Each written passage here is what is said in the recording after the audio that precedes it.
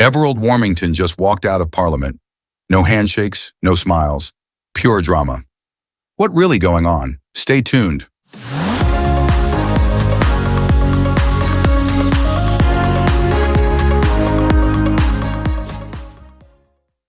Welcome to Mishy Dex, the channel where politics, truth, and drama meet Jamaica's heartbeat. If it's happening, we're breaking it down for you. Bold, unfiltered, and straight to the point. In Gordon House, all eyes were on Everald Warmington as he stunned Parliament with a dramatic walkout during the swearing-in ceremony. Unlike his colleagues, Warmington refused to join the traditional march, took his oath quickly, ignored handshakes from the Speaker and the Prime Minister, and then exited without a word.